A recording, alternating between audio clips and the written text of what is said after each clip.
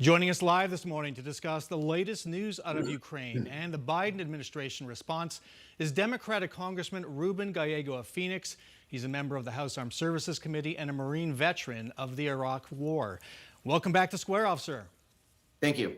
A lot of news out of Ukraine in just the last hour. Let's run it down. President Vladimir Putin put Russian nuclear deterrent forces on alert, suggesting this invasion could lead to the use of nuclear weapons. Also, just minutes ago, Ukrainian President Vladimir Zelensky said a Ukrainian delegation would meet with a Russian delegation for peace talks. What is your read on those two reports? Actually, from what I am taking and just reading it, without any classified information, I think Putin is actually trying to find now a way out. Now, when we're talking about his nuclear deterrence, he tends to do that when he's kind of scared and really out of options. He's done that actually several times for the last 10 years. So I wouldn't be too worried about this being a threat of using nuclear weapons. Now, the Ukrainian and Russian meeting on the border of Belarus is really important because one of the things that Ukraine demanded was there was no preconditions. Prior to this meeting, Russia demanded, in order to have even a peace meeting, that Ukraine announced that they were not going to be part of NATO. So the fact that Russia has agreed to no preconditions to this tells you that likely Putin and Putin's inner circle feel that the war is not going the way that they had thought it would be. And just from my experience and seeing what I have seen so far and talking to our Department of Defense, it does not look like Russia is actually doing as well as they thought they would by now in this war. Now, you saw this invasion coming back in December. You said the Pentagon needed to make sure Ukraine was ready, quote, to kill some Russians. How surprised are you? This is now day 4 of the invasion. Is it a testament to the power of people fighting for a cause? I'm not surprised. I always thought that Ukraine and the people of Ukraine would actually fight. My biggest concern was at that point in December, we had not armed them. The West had not armed them. And I'm not just talking the United States. Even the closest European allies had not started sending very necessary weaponry. And back in December, there was still this thought that, oh, this is just a fake by Putin, or that, we will end up, using diplomatic means to de-escalate the situation. And it just was never the case. I knew it was not the case. Putin is a thug. They don't operate like diplomats. I think we always try to think people are like us, but in reality, Russians are not like us. They're not like Americans. They're not like Westerners at all. They don't necessarily, Russian politicians, I should say. And in the end, it's all about power, and he had the power at that point. He was going to project it. I'm glad we got all the weaponry that we needed to Ukraine as fast as we did. I think we could have actually done a lot better and had done it earlier. And I'm not just talking about this administration. I'm talking about the Trump administration and the Obama administration, too. It does feel, though, like we need a reality check. We hear sound bites like the one we play at the top of a woman saying, "We are going to fight for this country." How long, really, can Ukraine keep one of the most powerful fighting forces in the world at bay? Well, I think the bigger problem here is don't think about this at bay and stopping them. When the fighting stops, and there may be a time that Ukraine military, quote unquote, loses, Russia doesn't have enough manpower to hold a country of 44 million people.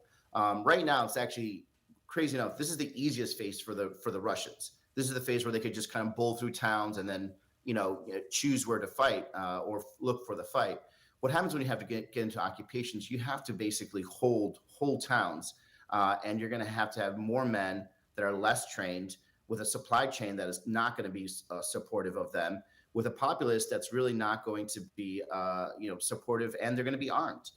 We forget that in Iraq, 2/3 of the population did not like 1/3 of the population. That's why we had an easier time in terms of even our occupation, and still that was hard. So there's going to be a lot of problems here. And I think the other thing is, Russia has really overplayed their hands. They're isolating themselves. And now the fact that countries are saying they're going to continue to supply Ukrainians, especially during the insurgency, I think it's probably going to make Putin start thinking twice about how to find a graceful way out of this. And I think my guess is that he will find a graceful way out of this within the next 2 weeks. What other weapons, though, could he deploy? For example, there's concern about Russian cyber attacks on the government or corporations here. $5 gas at the pump. If Putin Well, I cuts think you'll off, see cuts off that. I think oil, you will see a will we $5 feel gas that? at the pump, and I think you'll see cyber attacks. The problem is that his threat, his really existential problem is Ukraine now. His men are dying. His planes are getting shot out of the sky. Tanks are being blown up. This stuff is kind of sneaking back into Russia. And you could do cyber hacks, but at the same time, you still have to worry about your own population being really mad at you because the ruble is about to drop. So he's limited to what he can do at this point. And anything he can do actually has like a really bad effect. So, for example, if he wants to win quickly in Ukraine, he'll have to start laying full rubble to cities. But in the process of doing that, then you have to figure out how to occupy a city that you just destroyed with a population that hates you, and it just doesn't end up well in that regard. Former President Donald Trump and Republicans nationally, as well as here in Arizona, are blaming the invasion on President Joe Biden. Let's listen to what Trump said last night. The problem is not that Putin is smart, which of course he's smart, but the real problem is that our leaders are dumb. Trump went on to say that Putin is, quote, playing Biden like a drum. Your response? I mean, this is probably the worst drum set I've ever seen, if that's the case. Look, Biden has been able to put a coalition of Europeans together to impose some of the strongest sanctions that has ever been put together. That was impossible to do under Trump and even under Obama. So we need to give credit there.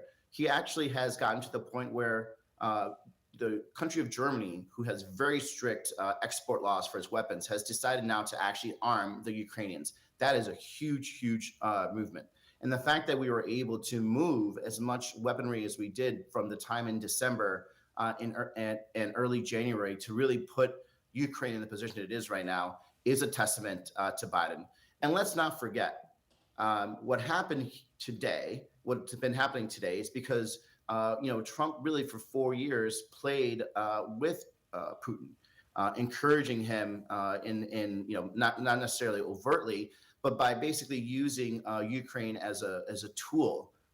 This is why he got impeached the second time, because he tried to use Ukraine as a tool for his political campaign. Let's not forget. So Putin was learning a lot, or thought he learned a lot about the American resolve, because he saw Trump being able to use Ukraine. And it ends up he made a dumb mistake. And right now, I would not call Putin smart when you probably have gotten close to 3,000 to 4,000 of your men killed so far.